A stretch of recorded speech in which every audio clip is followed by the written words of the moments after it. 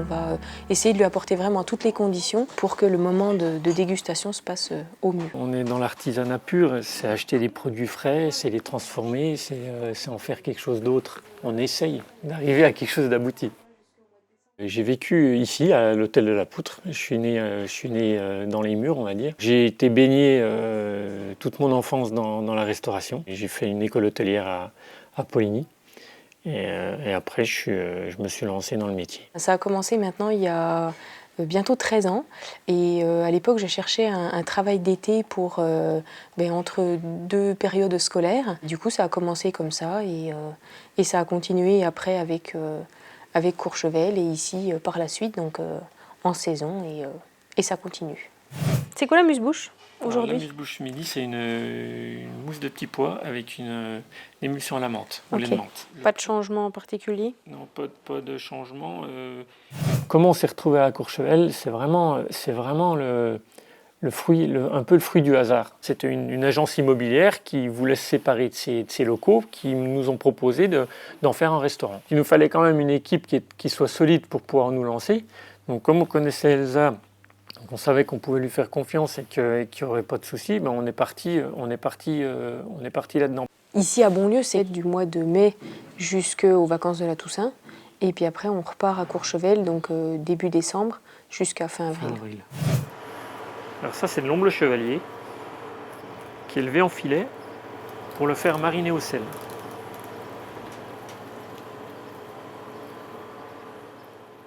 Le métier de cuisinier, c'est on travaille avec de la denrée périssable et qu'il faut être original quand on essaie de faire ses cartes. Où j'ai cherché à vouloir, par la restauration, continuer à faire plaisir aux gens, à apporter une satisfaction du coup par la table. Pour moi, le métier de maître d'hôtel et en tout cas de personne au service de la salle, c'est de valoriser le travail de la cuisine par la manière de le présenter, par les accords mets et vins qu'on va pouvoir lui apporter. Le client, quand il a son assiette devant lui, il y a des petites choses qui sont importantes. Le sens où on place la viande, des fois on dit, tiens, ils sont embêtés, ils tournent leur assiette.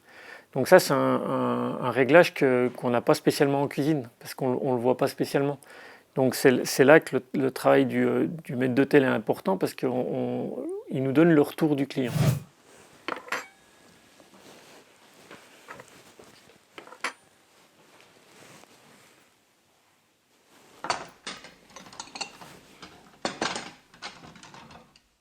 On essaye de proposer des plats qui parlent du terroir, qui vont mettre en avant la cuisine locale, même les artisans de la région.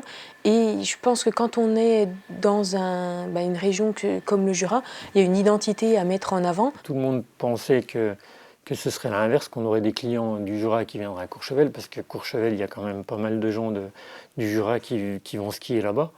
Et au final, on s'aperçoit que on arrive quand même à faire venir des gens de Courchevel dans le Jura. On a quand même toute une clientèle qui sait qu'on est jurassien et qui vient aussi pour trouver les vins du Jura, qui va nous demander de mettre en avant même un peu le terroir jurassien dans certains plats. On n'a pas osé amener de comté sur notre plateau de fromage pas tout le temps, par rapport au Beaufort, parce que sinon là c'est... Ils sont un peu chauvins quand même. Si on a envie de se faire brûler l'établissement, c'est ce qu'il faudrait qu'on fasse. C'est quelque chose qui est assez prisé et sur lequel on n'aurait pas forcément parié à la base en se disant on a une belle carte des vins du Jura, mais bon.